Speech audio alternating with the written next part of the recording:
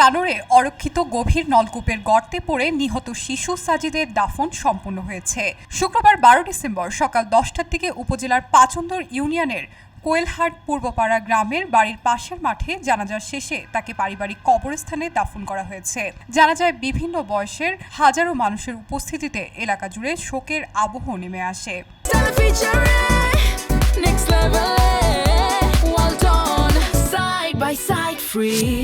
সরেজমিনে দেখা যায় শুক্রবার সকাল থেকেই জানাজার মাঠে মানুষের ঢল নামে। গ্রামবাসী, আত্মীয় স্বজন এবং দূর দূরান্ত থেকে আসা মানুষের চোখে ছিল কান্না।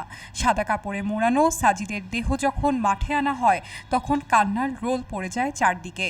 শিশুটির মা বারবার ছুটে আসতে চাইছিলেন, করছিলেন আহাজারি। এতে ভারী হয়ে ওঠে বাতাস।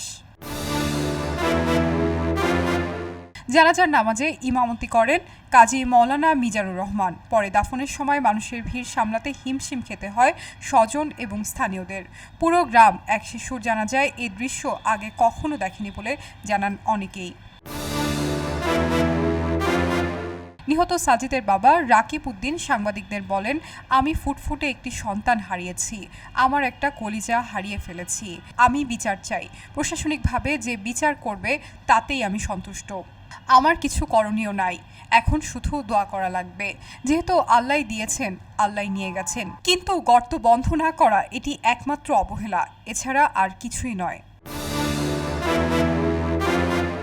উল্লেখ্য, বুধবার 10 ডিসেম্বর দুপুরে মায়ের সঙ্গে হাঁটার সময় খড় দিয়ে ঢাকা অরক্ষিত গভীর নলকূপের গর্তে পড়ে যায় শিশু সাজিদ। বৃহস্পতিবার রাত 9টার দিকে দীর্ঘ 32 ঘন্টার উদ্ধার অভিযান শেষে প্রায় 50 ফুট গভীরতা থেকে সাজিদকে উদ্ধার করে ফায়ার সার্ভিস। উন্নত সরঞ্জাম, ক্যামেরা এবং সমান্তরাল গর্ত খুঁড়ে অভিযান চালানো হয়। মাটির জটিল গঠন এবং গর্তের সরু ব্যাসার্ধের কারণে অভিযানটি ছিল অত্যন্ত চ্যালেঞ্জিং।